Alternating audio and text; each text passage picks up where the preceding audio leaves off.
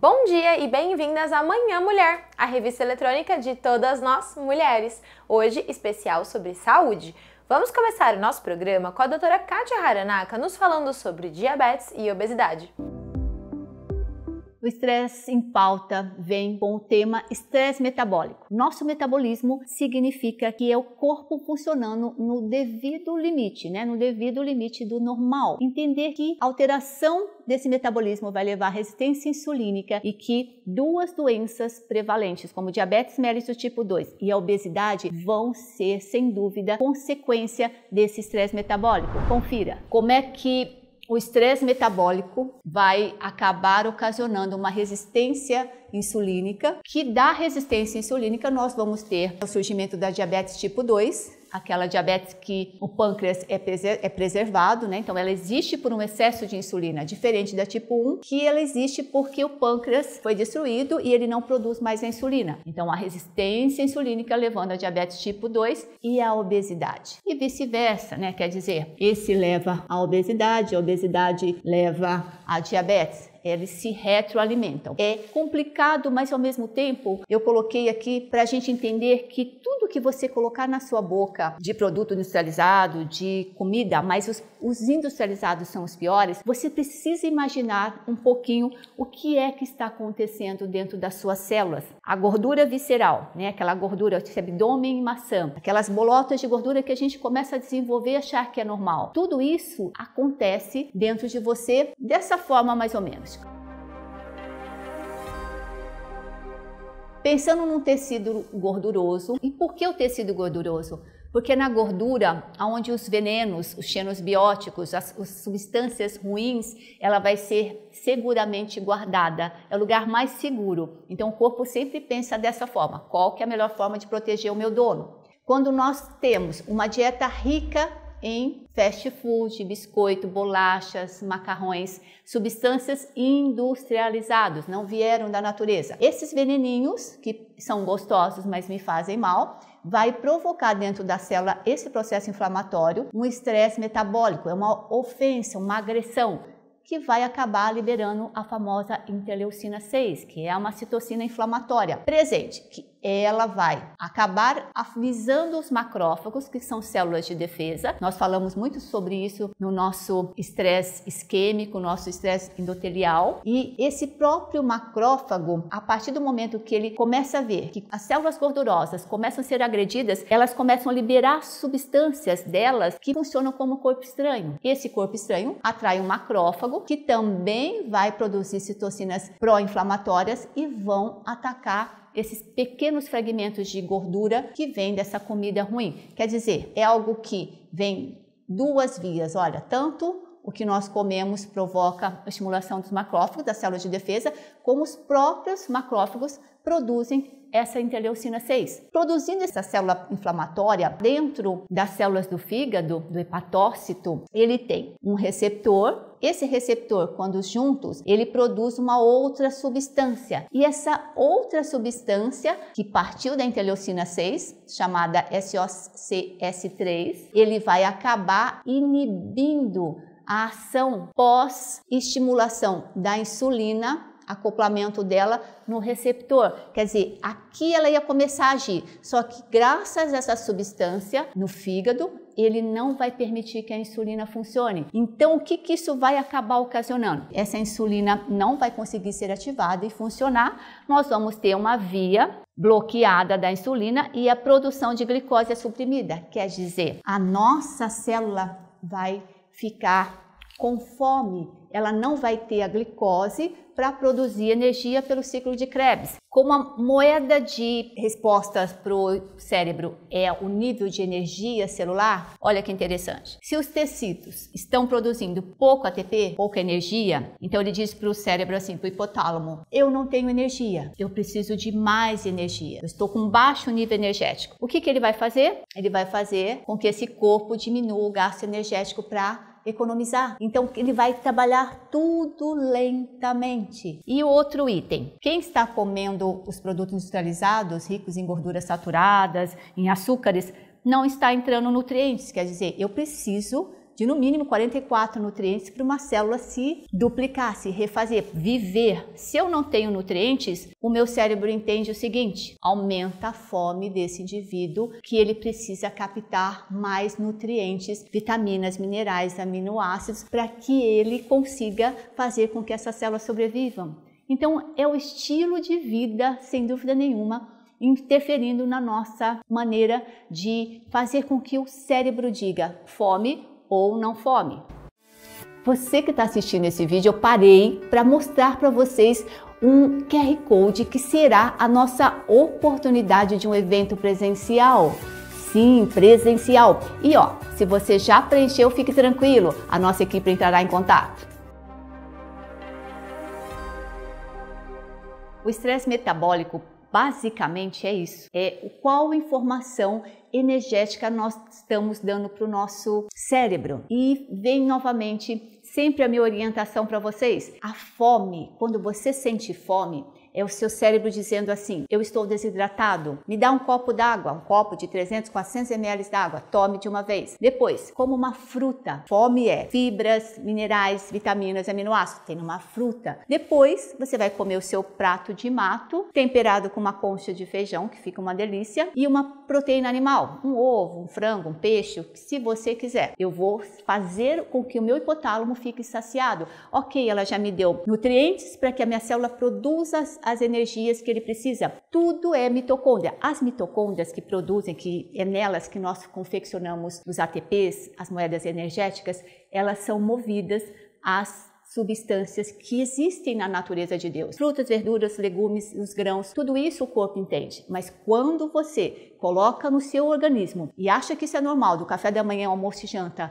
como sendo uma rotina alimentar, o seu corpo começa a empobrecer. Ele diminui a condição de produção de energia e essa falta de energia vai fazer com que você tenha mais compulsão alimentar para ver se você ganha um pouco mais de energia. Entenderam que é uma conta que não vai fechar a menos que você dê um basta nisso? Zerar os carboidratos processados por pelo menos 45 dias. E assim o paciente vai sentir um bem-estar, ele vai sentir que os neurotransmissores da microbiota intestinal vão começar a funcionar também. Quer dizer, é só benefícios. Então, é uma questão de entendimento.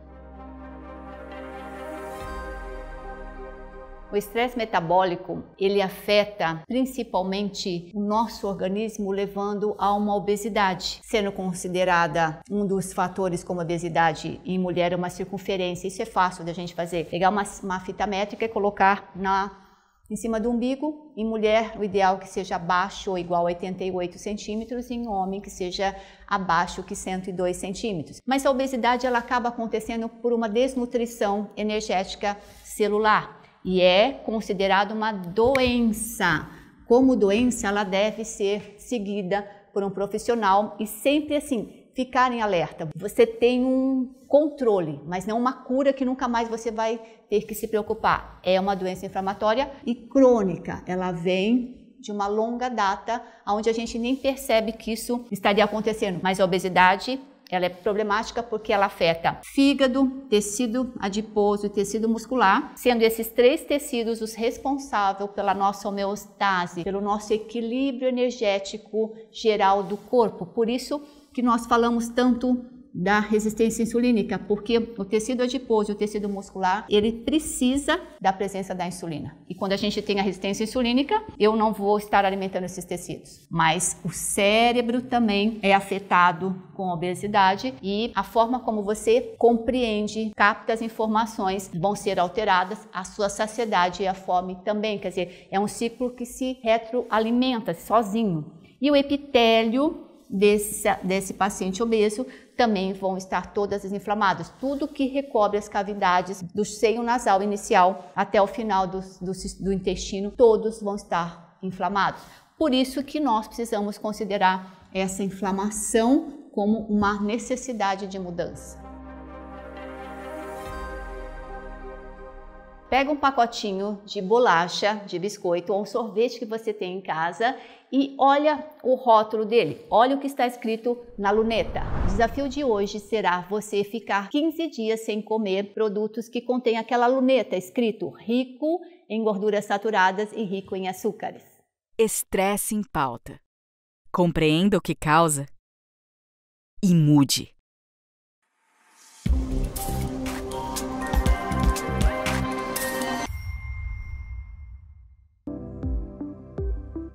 Eu vou para um rápido intervalo comercial, mas quando voltarmos vamos falar sobre a terceira idade. Não sai daí!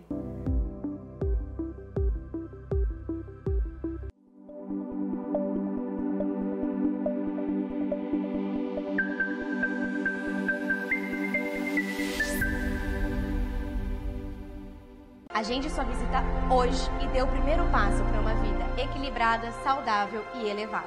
Estamos ansiosos para recebê-los.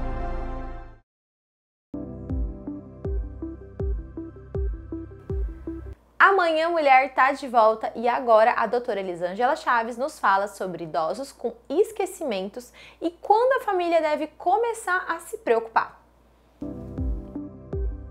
Idoso com esquecimento, quando devemos nos preocupar? Muitos idosos se preocupam com a memória e outras habilidades de pensamento. Eles se preocupam por levar mais tempo do que antes para aprender coisas novas, ou por esquecerem onde deixar alguns objetos, como os óculos, a chave de casa, ou mesmo por não lembrarem o nome de alguma pessoa conhecida. Esses esquecimentos consideramos como leves, esperados, quando são ocasionais e episódicos e que não comprometem a capacidade geral da pessoa de manter a autonomia, de continuar cuidando de si ou de gerenciar as tarefas e compromissos do dia a dia. O problema da memória é mais sério quando se torna frequente, repetitivo e interfere no dia a dia do idoso. Esse idoso passa a ter dificuldade para realizar tarefas que até então ele fazia sozinho, como por exemplo dificuldade para cozinhar. Passa a ficar desorientado no tempo, no espaço, podendo se perder em lugares conhecidos e tem dificuldade de gerenciar o próprio dinheiro. Nessas situações, fica mais evidente que o esquecimento vai além do esperado pela idade e traz impacto na vida cotidiana do idoso, sendo aconselhável uma avaliação médica para o início da investigação. E quais são os principais sinais e sintomas de alerta para a doença de Alzheimer? Alterações de humor e de personalidade. O humor e a personalidade das pessoas com a doença de Alzheimer podem alterar. Tornam-se confusos, desconfiados, deprimidos, com medo, ansiosos, podem apresentar irritabilidade sem razão justificável e de maneira desproporcional. Dificuldade de julgamento. As pessoas com doença de Alzheimer podem sofrer alterações na capacidade de julgamento ou na tomada de decisão. Fazem confusão com o dinheiro, deixam de tomar banho ou de se arrumar. Trocar o lugar das coisas. As pessoas com a doença de Alzheimer podem colocar as coisas em lugares totalmente inadequados. Por exemplo, coloca-se o celular na geladeira. Podem perder objetos e não serem capazes de voltar atrás no tempo para se lembrar onde foi que deixou. E às vezes podem até acusar outras pessoas de roubarem as suas coisas. Perda da noção de tempo e desorientação. As pessoas com a doença de Alzheimer podem perder a noção de datas, meses do ano e da passagem do tempo. Podem se perder no caminho do mercado ou de outros lugares conhecidos. Às vezes podem até esquecer-se de onde estão ou como chegar até lá. Dificuldade em perceber imagens visuais. Para algumas pessoas, ter problemas de visão pode ser um sinal de doença de Alzheimer. Podem ter dificuldades de leitura, dificuldade em calcular distâncias, de determinar cor ou mesmo contraste. Em termos de percepção, a pessoa pode passar por um espelho e achar que é outra pessoa, não reconhecendo a própria imagem refletida no espelho. Dificuldade em executar tarefas familiares. As pessoas com a doença de Alzheimer podem ter dificuldades em executar diversas tarefas do dia a dia, como cozinhar, fazer um bolo que sempre fez. Pode ser incapaz de preparar qualquer parte de uma refeição ou esquecer-se de que já comeu. Podem ter dificuldades em dirigir até o local que já conhecem. Problemas de linguagem. As pessoas com doença de Alzheimer podem ter dificuldades para falar, para escrever ou para acompanhar uma conversa. Podem parar no meio da conversa e não saber como continuar, ou repetir várias vezes a mesma coisa. Dificuldade em planejar ou resolver problemas. Algumas pessoas podem perder a capacidade de desenvolver e seguir um plano de trabalho. Têm dificuldades com os números, podem ter dificuldades para gerenciar as contas mensais e também dificuldades de concentração e levar muito mais tempo para fazer coisas que habitualmente faziam de forma mais rápida. Afastamento do trabalho e da vida social.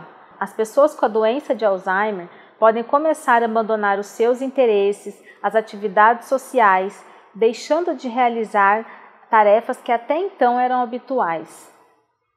Perda da memória. E por fim, a perda da memória, que é na verdade o sinal mais comum da doença de Alzheimer, especialmente nas fases iniciais em que ocorre o esquecimento de informações recentes, esquecimento de novos aprendizados, de datas importantes como aniversário de casamento ou de outra pessoa importante da família, e repetir a mesma pergunta várias vezes. Essa perda da memória vai se agravando à medida que a doença progride. Se você ou algum familiar apresenta alguns desses sinais de alerta, procure ajuda especializada. A doença não tem cura, mas quanto mais precoce for diagnosticada, maior a chance do idoso manter a sua funcionalidade por mais tempo. E a nossa última dica de hoje é com a Personal Organizer Lili Zardi, nos ajudando a organizar a despensa de alimentos. Você sabe exatamente tudo que tem dentro da sua despensa? Se fosse para passar no mercado agora, você sabe exatamente o que precisa ser comprado? Pelo que eu recebo de dúvidas por aqui, a maioria das pessoas tem problemas em identificar o que precisa ser comprado, itens vencidos, acaba muita coisa perdendo a validade dentro da despensa, e eu quero te dar aqui hoje dicas para que isso nunca mais aconteça. Eu sou Lili Zardi, Personal Organizer, e hoje vou te ajudar a organizar a sua despensa. Bom, a primeira coisa quando você chega do supermercado é higienizar esses itens. Acho que com a pandemia as pessoas tomaram consciência de que esses produtos que estão nas prateleiras dos supermercados, elas estão ali suscetíveis a contaminações, então é muito indicado que ao chegar na sua casa você coloque aí numa superfície e pulverize um álcool 70, higienizando então esses seus alimentos para então levá-los para dentro da sua despensa, para dentro da sua geladeira. Uma dica muito importante. Feito isso, tudo higienizado, é hora de categorizar os seus itens e separá-los então por utilização. Então aqui o que eu gosto muito de indicar são cestas, essas cestas organizadoras, que elas servem para quê ali? Elas servem então para que os seus itens fiquem segregados e dentro das suas prateleiras sirva como uma gaveta. Então você acessa isso mais fácil. Você pode pegar, retirar o item que você vai utilizar e devolver a cesta. E também uma coisa bastante importante, verificar a data de validade. Então, chegou do mercado, ao que você comprou, geralmente vai para o final da sua cestinha, né? Então, final da fileira, porque a data de validade, no geral, tem um prazo maior, mas é bem importante que você verifique, porque é muito comum a gente se deparar com um desperdício de comida e isso não é legal. Então, sempre verifique a data de validade. E aqui percebam que eu montei então cestinhas por categorias. É lógico que você pode identificar essas categorias de acordo com os itens que você consome na sua casa. Mas aqui, ó, molhos e geleias, os enlatados, doces e uma cesta de itens do café da manhã. Essa cesta é muito utilizada, então é bem legal você ter esses itens, especialmente de café da manhã, que traz praticidade diária. Então você vai lá, pega aquela cestinha de itens de café da manhã, prepara o seu café da manhã, devolve a cestinha. Então todos os itens estão ali próximos uns dos outros. Essa cestinha então vai servir para você levar até a sua mesa, ou próximo do fogão para preparo do café. Então, esse tipo de coisa, além de te ajudar a economizar, evitando que itens fiquem esquecidos na despensa, também traz aquela agilidade que a gente sempre gosta no dia a dia, não é verdade?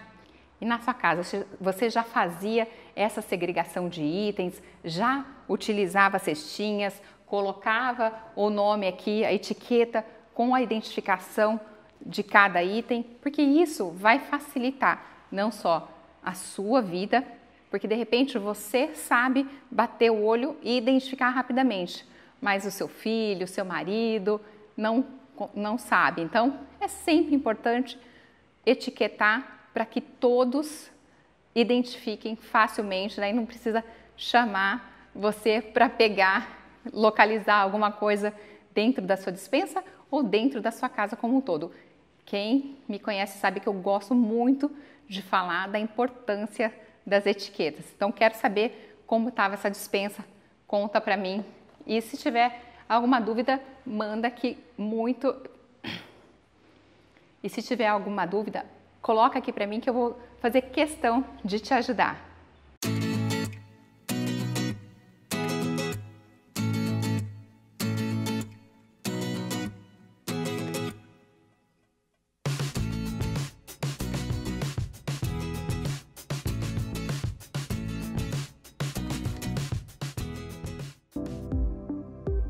E amanhã Mulher chegou ao fim, mas amanhã nos encontramos novamente com muito mais dicas para todas nós mulheres. Um grande beijo para você e um ótimo dia!